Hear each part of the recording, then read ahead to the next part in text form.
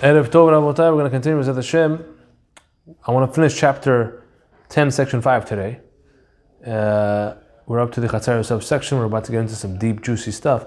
Before we get there, let me just quickly read the Gemara one more time. On page 142, remember it's in the middle of a long saga story about Titus, the Roman king, Roman emperor, who destroyed the second temple, the second Bet HaMikdash.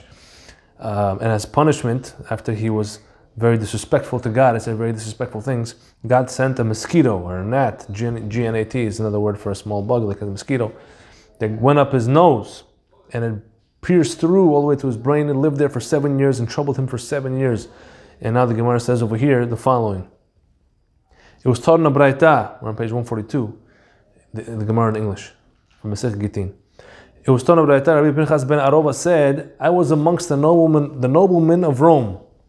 And when Titus died, they split open his brain.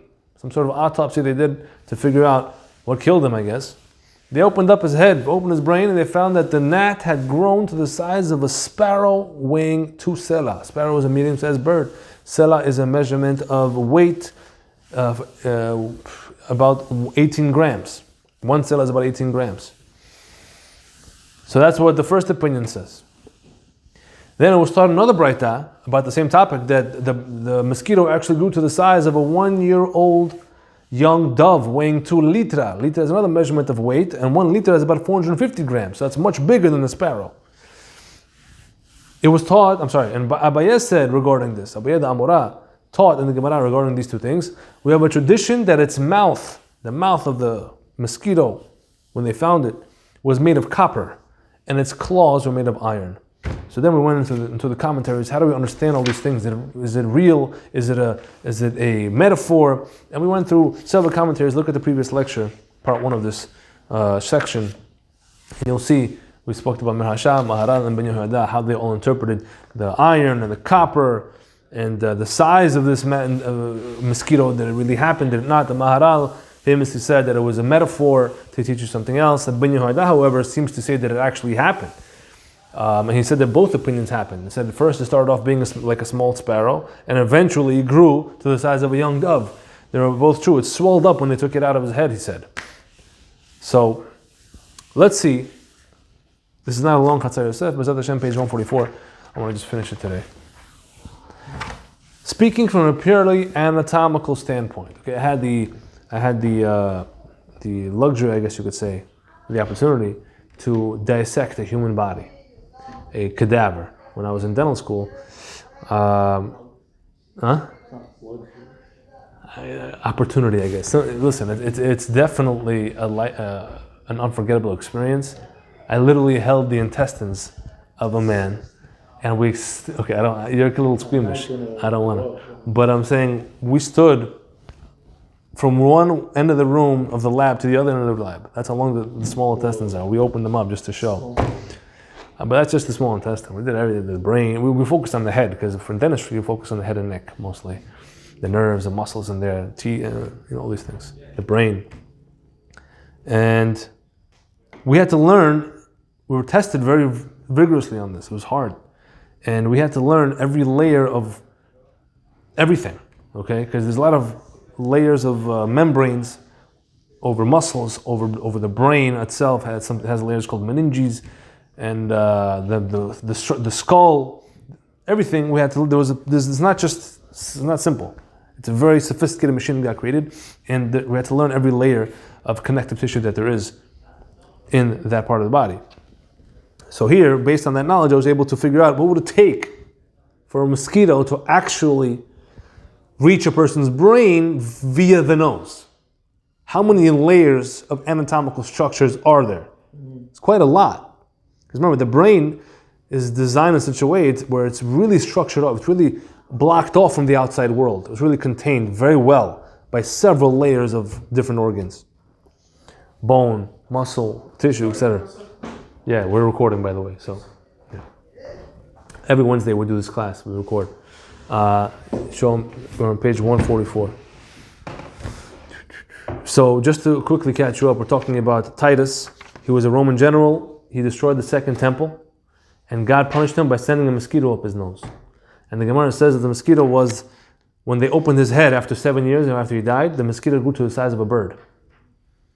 And then we're analyzing, what does that mean? What can we learn from that? And the Gemara also said that when they found the mosquito or the gnat, they found that its beak or its mouth was made of copper, and its claws, its hands, I guess, appendages, were made of iron. That's what the Gemara says. Now it's our job to figure out what that means. So we're in the section here explaining it.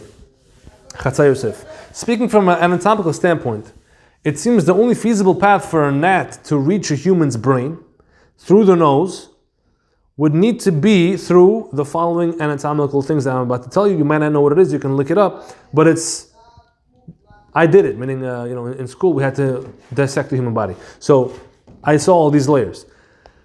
It has to go through something called the foramina in the cribriform plate, which is basically the part of the skull that's right in front of the brain on the other side of your nose, right? Okay, so between the nose, between the nasal passage and your brain is this bony structure called the cribriform plate, through which the olfactory nerves, those are the nerves that come straight from the brain into these little holes of that bony plate, out into the very top of your nose. That's called the olfactory nerves. That's how you smell things, okay? They emanate from there at the very superior portion of the nasal cavity, all the way up here, okay? Once the gnat entered his nostril, it would have had to have chewed through some mucosal tissue, which is basically the inner skin of the nose, underlying connective tissue, which is basically ligaments, periosteal tissue, which is this membrane that's on top of every bone, it's called periosteum, and some hard bony tissue of the cribriform plate, which is the bone itself, the skull. Which, by the way, that part of the bone is very soft bone. So perhaps you could stretch and say that an animal could chew through that. It's not hard bone like in your arms and legs. That bone is relatively soft because there's a lot of pores in it, a lot of holes for the nerves to go through. It's not like a solid wall. After that, followed by that, you have something called the olfactory bulb. That's the nervous tissue. That's a little like a round nervous tissue, nerves that function in smelling. Followed by 3 meningeal layers around the brain. Then it finally gets to the brain. And the brain has 3 layers around it. Those are called meninges. 3. Yes, right? Finally, after that, reaching the actual brain tissue proper. Specifically, which part of the brain would be? The forebrain, which is the front part of your brain here, which is the place where higher intellectual functions are performed. That's where you think, where you calculate. That's where your personality comes from. The neshama is said to be, highest part of the neshama is in this part of your brain here. The most human part of you is here. Okay, the front part. That's why your forehead is so hard, because it has to protect that. It has to protect that. Okay? Anyway. And the forebrain, which is an important detail, which I'll explain. Okay. So, this would have caused chronic bacterial infection also in Titus's head, because if you're making a hole through all those layers, bacteria lives there, but there's bacteria inside the nose. That's where your boogers come from. They ended up, that's how they get caught in there. And if there's a hole in there, just like any cut on the person's body that's not unattended to, a bacterial infection will grow there. Considering all of this alone, this entire ordeal for a mosquito to go through all that must have been miraculous to some degree, because that doesn't happen usually. Or ever. I don't know if we ever have that documented where it actually reaches the actual brain. As the Ben Yochai, that's the Ben Ish Chai, he suggested as well that there is this was a level of miracle that happened. Since it is possible to assume that a gnat, is impossible to assume that a gnat could naturally mine its way through all these hard and soft tissues to reach a human's brain by entering through the nose. So once we've established that everything about the gnat was miraculous, once we see that this was a miraculous thing that happened, it is not difficult to accept that all the details that our Gemara presents about it, that it picked at the brain for 7 years, even though gnats don't usually live that long, they have a very short lifespan, right? And also that it swelled to the size of these birds, the sparrow, the dove, that our Gemara says. Or that its mouth was made of copper, that its claws were made of iron. We can assume that they're accurate reports, and it's meant to be taken at face value. Why? Because for it to get to the brain, period, is a miracle. So why stop there? Why are you taking some parts of the Gemara to mean it's a miracle? Some of it is metaphoric. If one part of it is miraculous, and you have to assume that part's miraculous, there's no way that a regular fly or mosquito can get all the way through that. Fine. So therefore, everything else the Gemara says might also be true. Yeah, some of them are bigger miracles than others. Well, how do you measure what's a bigger miracle than another? You have to take a survey to see how often. For a gnat to go through something, it's still somewhat natural to go through, but for it to grow to a bird. How is it gnat? In his head. But once it's a miracle, it's a miracle. You know, if you're in Egypt and say, okay, God can make the water into blood, but He can't make so many frogs come out of that. No. Once it's a miracle, it's a miracle. I'm not saying that He can or can't. Okay, so of course He could, but you're saying He wouldn't in this particular case? We're saying the first step, that first one where He digs through the whole brain fully, whatever, maybe that doesn't have to be.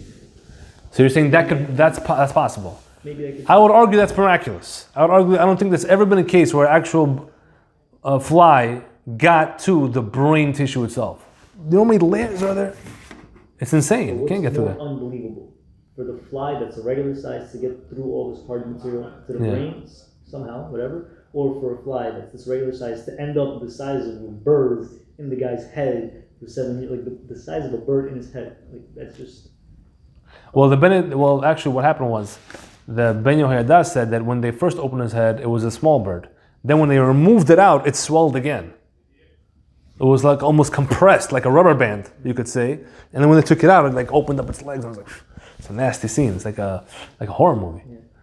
But not that I watch horror movies. Not that you should watch horror movies either. One thing is nasty. But, if one thing is a miracle, then everything is a miracle. So it's understandable. That's one approach. Let's see where we go with that approach. Okay. Thus, our approach opposes, with respect, of course, the approach of the Maharal. It's a very important commentary we spoke about last week. Who insists, the Maharal said, that none of these details are meant to be taken literally. He says it's all metaphor, and he explained it all metaphorically. The Maharal is of the position that the gnat was a plain gnat, a regular mosquito, that must have bitten Titus as normal gnats do, and that the effects of the bite lasted and troubled Titus. I started with the Maharal a lot. Fine. And that our Gemara only describes these lasting effects in figurative ways to correspond to why he deserved the suffering. As we said last week, we explained the Maharal. And I'm not saying that's wrong. There's many facets to the truth in Torah, especially when we're talking about stories and trying to explain the deeper meaning of stories and what it means. But just humor me for a second in my approach. So this also sheds light onto why in the previous section in this chapter, regarding the sound of the banging hammer, right? We said that whenever you heard a banging hammer, it calmed him down from the pain. It distracted him from the pain that the mosquito was causing in his brain. So the Maharal interpret that the word shama, heard, as meaning when he heard, meaning when Titus heard the banging of the hammer, rather when it heard, right? There was a machloket between Maharal and Rashi. Who heard the hammer? Was it Titus hearing the hammer and distracted from the mosquito? Or was it the mosquito hearing the hammer and bothering Titus? The Maharal clearly holds that the gnat came and went quickly. Right? That's why the Maharal said it was Titus that was distracted. So that's why he holds that the gnat wasn't really in his brain. It just came and went, it bit him or whatever. It didn't actually reach the part of his brain at all. But that it was the bite left a lasting effect of pain and discomfort in his brain. Therefore, according to his approach, the Maharal, it had to have been Titus's hearing of the hammer that distracted the pain that he was feeling, since the gnat was already gone by the time the hammer thing happened. Mm-hmm. However, as we explained in the previous section, Rashi, which is an earlier Chacham than Maharal, he's the Rishon, he did not interpret this way, and instead interprets that it was the gnat, the mosquito, that heard the hammer banging. As such, Rashi is indirectly saying that the Gemara should be understood as is, that the gnat was actually in his brain at that time. Do you see that? If you really be technical, because the hammer thing happened way later. Remember, he lived in his head for 7 years. Which means Rashi is implying the mosquito was really alive in his brain. Meaning that Rashi would agree with the Ben Yehoiada that the entire ordeal was miraculous indeed. That's support for our approach that it happened. Furthermore, a precise reading of our Gemara indicates that Rabbi Pinchas ben Arova, right? If you look at the Gemara, what did the Gemara say? He was the Chacham that was quoted. He was reporting what he actually saw. Look at the Gemara's words. The very beginning of the Gemara was talking right there. Rabbi Pinchas ben Arova said, I was amongst the noblemen of Rome, meaning he's saying, I was an eyewitness, I saw it. I saw the thing, that he was huge, it was the size of a bird. You see the support I'm building on this? Talking hyperbole. But why would he say I was there? It's one thing if you want to say hyperbole, like stam, without details that I was fine. But to say I witnessed it, it sounds like you're about to report something of actual eyewitness truth. To put it that way. I'm starting to pull you on my side a little bit. Right? That some sort of autopsy was done on Titus' corpse, and that he, Rabbi Pinchas ben Arova, actually witnessed that the gnat was removed from his head and that it had miraculously swelled to such a large size of a bird. This does not accord well with the Maharal's approach at all, and instead it supports the view of Rashi and Ben Yehuda, which seems to be the more accurate position. So that's the approach that we're taking. You can agree, you can disagree. That's what we're going with. Anytime we wish to derive the true essence of a thing or a term, here we go. This is a very important point I want to say now. Anytime we wish to derive something, the true meaning of something in Torah, the way to do so is to carefully examine the context in which the Torah presents that thing or term. Since the Torah is the blueprint to all creation, to all that exists, the picture it paints about a thing or a term or a word reveals its deepest essence and significance. Let's apply this strategy in our efforts to understand the meaning of copper mouth and iron claws upon the gnat that were used to punish Titus, right? So we're saying that he actually had some sort of copper iron mouth and iron claws. What is iron and copper? What's the depth of it? What does the Torah say about it? There are several verses in Chumash, in Torah, that contain both terms, barzel, which is iron, and nechoshet, copper, together in the same verse. And interestingly, they often appear together, like I said. If you look at note 2, I brought 5 instances in the Torah, 5 pasukim, where both iron and copper are in the verse. This learning tool is best applied when we're trying to examine what a real thing really means, when looking at the earliest place in Chumash, in the 5 books of Moshe, that the thing of interest appears. So let's study the first time in the whole Torah that iron and copper are mentioned. And here's the verse. It's in Bereshit 4:22. I'll read it to you in Hebrew, then in English. It says, "V'tzila gam hi yaleda et tuval kain lotesh kol choresh nechoshet uvarzel v'achot tuval kain na'ama." Translation. And tzila. What's the context? First of all, this is talking about it's the end of Parashat Noach, when it's talking about all the people who lived, all the major people of generations who lived between the times of between the times of Adam and Noach. It's at the end of Parashat Bereshit, not the end of Parashat Noach. In the Parashat Bereshit. It's talking about all the people who lived between Adam Rishon and Noach. It says like this, Tzila. Also she had a child whose name was Tuval Kain, who sharpened all implements of copper and iron. That was special about this person, Tuval Kain. He sharpened these iron tools. We'll see what that means. And the sister of Tuval Kain was Na'amah. Okay. Na'amah was, according to some, that was the wife of Noach. This section, early on in the Torah, tells about generations between Adam and Noach. Adam's first son, as we know, was Cain. Right? The story of Cain and Hevel. Cain becomes the first murderer ever. He killed Hevel, premeditatively killing his younger brother Hevel. That's based on Sforno. Look at note number 3. Sforno to Bereshit 4:8. He explains the words, and Cain arose to kill Hevel, as meaning that he arose upon Hevel and killed him after their verbal argument with intent to kill. Not on the spur of the moment or out of anger. It wasn't second degree. It was first degree, according to Sforno. First degree murder. Ramban there also interprets that Cain invited Hevel to the field to kill him where there was no one around. So it sounds like, according to these commentaries, Cain wanted to kill him. He planned to. So he killed his younger brother Hevel. Why that happens very deep. According to the Pshat, according to Kabbalah, it's a huge topic in Kabbalah. This whole Cain and Hevel issue that really leaks on into everything else. But I don't want to get into that now. I want to look at one major point about it. The pertinent question asked by the Midrash in Bereshit Rabbah is the following: what did he kill? With what? With what did he kill him? What did he use? What did Cain use to kill Hevel, the first murder ever? We must remember, this is the time before the forging of nations and before the outbreak of wars. No such thing yet. No such thing as war, no such thing as murder, no such thing as killing. No one knew that you could do that. before weapons designed to take the lives of other men had ever been construed. The Midrash offers two answers how he killed him. Rabban Shimon ben Gamliel says, with a reed. A reed. Sometimes they're sharp reeds. You can stab someone with that. And the rabbis say, another opinion, it was with a stone that he picked up. A sharp, jagged stone. It'll get the job done too. In the verse that we've brought above, the Torah underscores the legacy of a man named Tuval Cain, which was a few generations after Cain.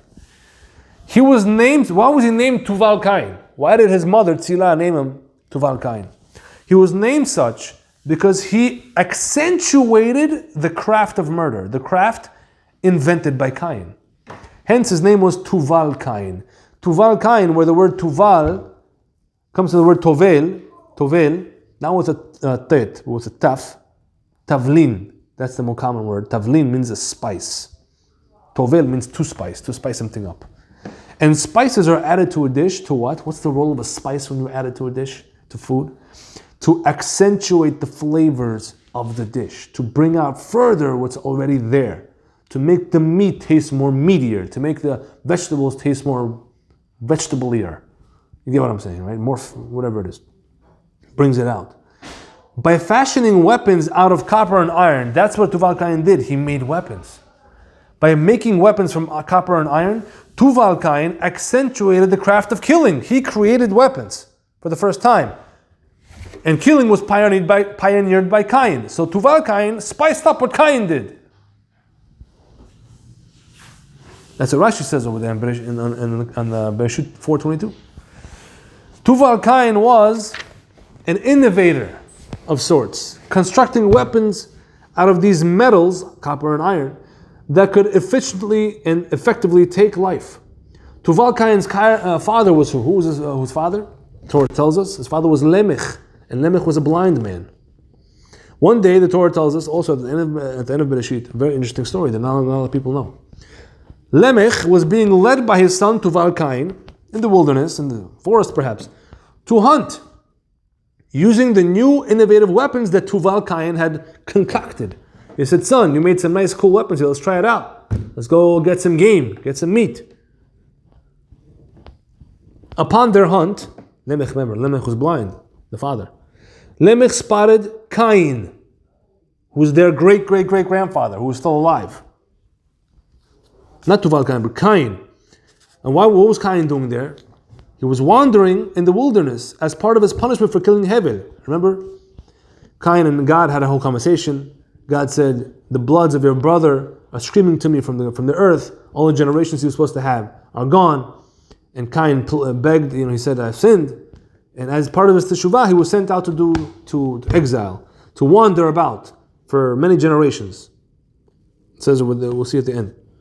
And so they came, so he was wandering, and Lemech, who was his descendant, and his son Tuval Cain, found him. And Lemech, with his deficient sense of sight, he was blind, he mistook Cain for an animal. He thought it was an animal. He pulled back his bow. Who created the bow? His son Tuval Cain. Lemech pulls back his bow and he shot and killed Cain. Once he figured out that it was Cain, his great-great-great-grandfather, I did the math, if you look up at the generations, that was his great-great-great-grandfather that he killed. Whom he had killed, he was so upset, Lemech, that he clapped his hands together forcefully in his anguish. And unfortunately though, by the swing of his hands, when he was clapping, he had not seen that his son Tuval Cain had been standing in between his hands. And then his son Tuval Cain died upon the impact of the clap. In one swoop, he killed his great-great-great-grandfather and his son. For a blind man, he's pretty strong. Has good aim. And Well, he didn't mean to. So that's another question. If he's blind, how did he shoot it, Bichlal, and get him right on the spot? Another question to look into. This is all in Rashi and in this commentary that he brings from the Midrash in Bereshit. Tuval Cain was the 7th generation from Cain. Okay? Keeping track of the names here. Thus, Hashem's promise to Cain, when they had the conversation right after Cain killed Heber, Hashem told Cain, anyone who kills Cain sevenfold vengeance shall be taken on him. And that was fulfilled.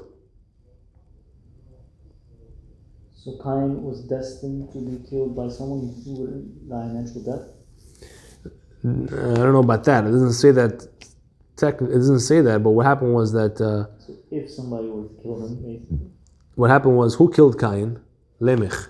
Yeah. It was accidental, but he killed him. Yeah. Lemech's son, Tuval Cain, was the seventh generation. So therefore, the promise was fulfilled that whoever was going to kill Cain, sevenfold revenge, which means the seventh generation, which was his son, was killed. Is it possible that Cain could have been killed by an animal or just drowning? Or I guess anything could have happened. No, Cain didn't have to be killed. You're saying, I guess, I don't know. Cain could have died a different way. Whatever. Sure, I mean, that's... Could have, would have. So when you say anyone who killed, it means like. It means whoever. What I meant is whoever. Whoever is more. Not anyone. Whoever. I mean, no, the point was that Cain was so afraid that he told God, "You're gonna make me wander," and he also had a sign on his head that he killed someone, and he said, "He's gonna make me. People are gonna want to kill me for revenge." That's why God made a deal with him. That don't worry, I'm gonna make this thing that if anybody kills you, they're gonna suffer sevenfold, whatever that means. Mm-hmm. So that was protection for Cain. That all you're really gonna have is the punishment of going to exile and being a wanderer. But then, of course, who killed him accidentally? Lemech, the blind man. Meaning, everyone knew that Cain killed Hevel, and everyone wanted to kill Cain as revenge, but they couldn't because of the deal God made with him. So then Lemech was the only one who ended up killing him, but that was by accident because he's blind. Okay. The time had come for Cain's debt to be paid. Right, look at note number 8 on the bottom. This is all from Be'er Mayim Chaim on Bereshit 4. It's a very important, a very nice commentary on the Torah. Perhaps we may interpret this verse the following way. Anyone who kills Cain, which ended up being Lemech, sevenfold vengeance shall be taken upon him, which was the inadvertent death of his own son, Tuval Cain, who was the seventh generation. Right, that's what we said, from Cain. All right, last paragraph here. We can derive from here, now that we got that introduction, now we understand a little bit more about iron and copper. The first time they appeared in the Torah was in the context of them being used to create weapons, to kill people. We can derive from here that the essence of iron and copper is that it is a raw material able to improve and upgrade an existing idea. That's what it was. It was an upgrade to murder. Before that, the first murder was done with a stone or something like that. And then Tuval Cain made these nice specialized weapons from iron and copper. So iron and copper is about specializing, about making things better, making its function more effective and efficient. We see this in Cain's story, which had come full circle. He invented murder, but accomplished it with primitive tools, a stone or a reed. In the end, Cain was punished according to his sin. He was murdered also, albeit unintentionally, but with the tools made from iron and copper that were designed to do what he originally invented, murder, only better. Right? It came full circle, back to him. In the same fashion, Titus' story from our Gemara now, came full circle as well. That's what it means, iron and copper in the gnat, that the mosquito had iron and copper. Let's explain. Titus profaned the Holy of Holies. He disgraced the Holy of Holies. Back in the previous stories, what he did over there. Stabbed the parochet, brought a harlot in there on top of the Sefer Torah. He's stabbing the parochet with none other. What did he use to stab the parochet? The beautiful curtain over there, the Bet HaMikdash. He used a sword, which was likely made of iron. Foolishly thinking that he had killed himself. And he thought he killed the one that cannot be killed, as we explained before. The God of the Jews, he thought he beat him. He destroyed him. Chas v'shalom. Corresponding to this exactly, God fashioned a miraculous gnat or mosquito who pecked at Titus's brain, the place in the human body that corresponds to the Holy of Holies. What's the Holy of Holies of your body? Your brain, especially the front part, as we explained in the Chatzar Yosef previous section. Right, we said the Holy of Holies. That's what makes you human. That's where you think. That's where your neshama is in the front. That's where your tefillin goes right over it. And that same front part of your brain. That's why tefillin doesn't go here. Tefillin doesn't go here. The brain has multiple parts doing different functions. Why in the front? Because the front is the highest level of the neshama. That's higher function. It's the human. That's the Holy of Holies of the human person. And so God sent the mosquito to his Holy of Holies, so to speak, in his body. It had to be specifically in the forebrain, based on the fact that it entered through the nose. Right? If it goes through the nose, that's where it's going, straight to the front of the brain. No other place.